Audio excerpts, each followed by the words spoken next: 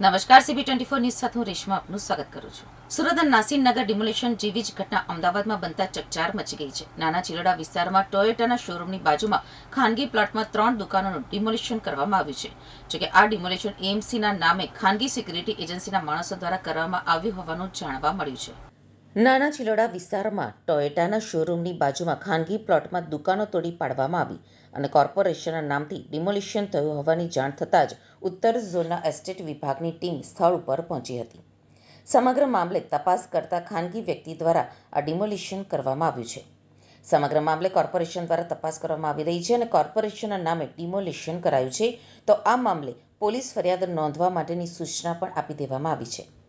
Town planning and estate કમિટીના chairman Bhagyesh પટેલે જણાવ્યું હતું કે નાના ચિલોડાના GIDC વિસ્તારમાં આવેલા ખાનગી પ્લોટ ઉપર આ ડિમોલિશન કરવામાં આવ્યું હતું.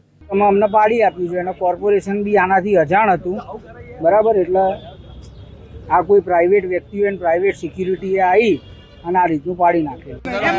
કોર્પોરેશને તોડ્યું ને? હા, કોર્પોરેશને તોડ્યું.